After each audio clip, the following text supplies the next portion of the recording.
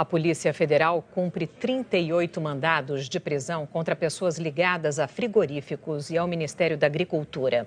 Os presos são suspeitos de burlar a fiscalização sanitária e vender carne contaminada e vencida. Essa operação, batizada de Carne Fraca, foi deflagrada pela Polícia Federal de Curitiba e a gente vai até lá conversar com a repórter do Cineia Novaes, que acompanhou a entrevista dada agora há pouco para os jornalistas e traz as informações para a gente. Do Cineia, muito boa tarde para você.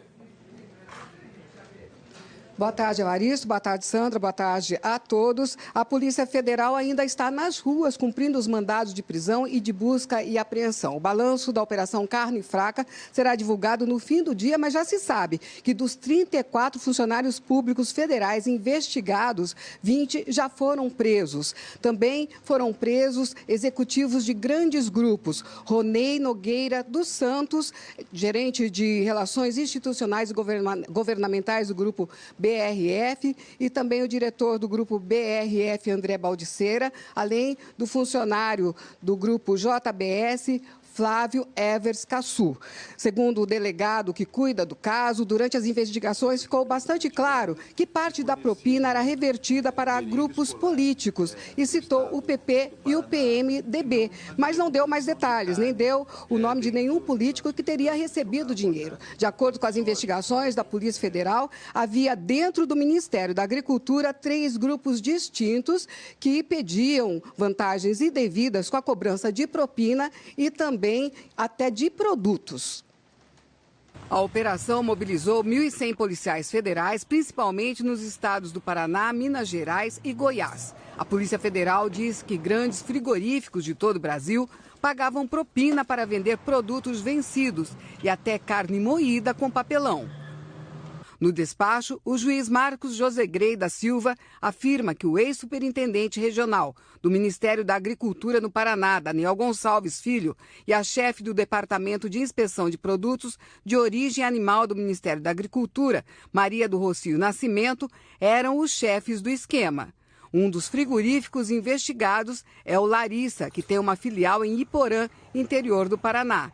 Em uma conversa gravada em maio de 2016, o dono, Paulo Rogério Espósito, manda um funcionário usar produtos vencidos há 3 meses.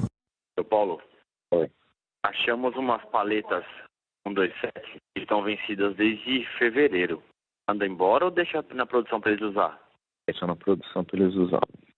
Paulo Espósito é um dos presos. Em Goiás, o principal apontado como responsável pelo esquema é o chefe do Departamento de Inspeção de Produtos de Origem Animal, Diniz Lourenço da Silva. No despacho do juiz, está escrito que Diniz viabilizou a manutenção em funcionamento de unidade da BRF em Mineiros, interior de Goiás, cuja indicação era de suspensão de atividades.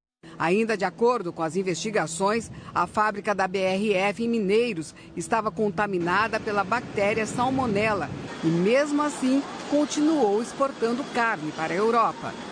Outro grande frigorífico investigado é o JBS. Em uma conversa entre o gerente de produção do frigorífico, Luiz Fossati, e um funcionário, eles falaram em colocar papelão junto com a carne moída, que eles chamam de CMS.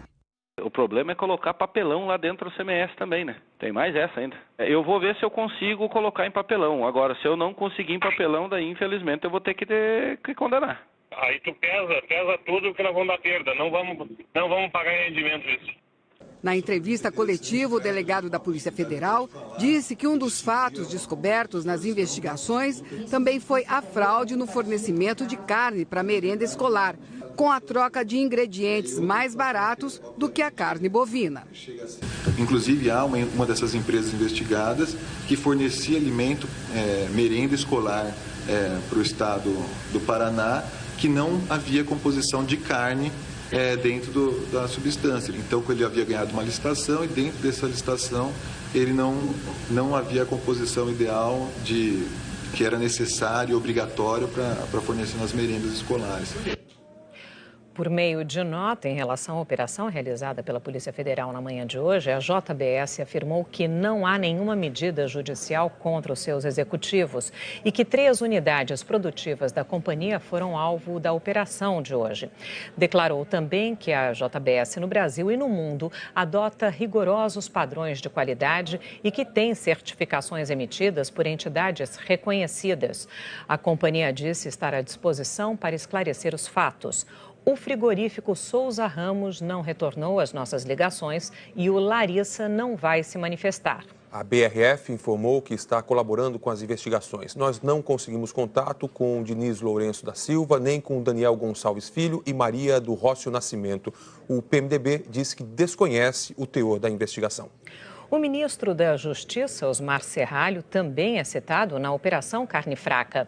Ele aparece numa interceptação telefônica gravada na época em que ainda era deputado federal do PMDB do Paraná, falando com o suposto líder do esquema criminoso. Na conversa, Serralho questiona a atuação de um fiscal num frigorífico envolvido na operação. A Polícia Federal enviou a conversa para a Procuradoria-Geral da República, que afirmou não ter encontrado indícios de irregularidades da atuação do ministro. Em nota, o Ministério da Justiça informou que Serralho só ficou sabendo hoje que o seu nome apareceu na investigação e destacou o fato de nem o Ministério Público e nem o juiz do caso terem visto ilegalidade na conversa gravada. O Brasil foi o maior exportador de carne bovina no mundo no ano passado e as conclusões da investigação realizada hoje pela Polícia Federal podem ter reflexos ruins no mercado interno e também nas exportações. Quem mostra é a repórter Cláudia Bontempo. Os investigadores afirmam ter ficado surpresos ao descobrir essa situação no sistema de fiscalização sanitária em vários estados brasileiros. Os agentes da Polícia Federal estiveram hoje cedo no Ministério da Agricultura, em Brasília. Recolheram documentos. A investigação aponta que os funcionários públicos, que eram encarregados de fiscalizar, recebiam propina para facilitar a produção de alimentos impróprios para o consumo, emitindo certificados sanitários para que pudessem ser exportados para outros países. De acordo com a decisão, a menor preocupação dos envolvidos era a de inspecionar a qualidade dos produtos que depois seriam consumidos por brasileiros e estrangeiros. E entre as irregularidades apuradas está a emissão irregular de certificados de liberação para exportação. O ministro da Agricultura, Blairo Maggi, que estava em licença, anunciou que vai voltar para Brasília. Disse que as investigações da Polícia Federal indicam um crime contra a população brasileira, que merece ser punido com rigor. Segundo o ministro, todos os envolvidos serão afastados e vão ser instaurados procedimentos administrativos. As explicações sobre as consequências dessas fraudes no mercado brasileiro e os riscos disso afetar os acordos internacionais, as exportações, serão dadas pelo Ministério da Agricultura hoje à tarde.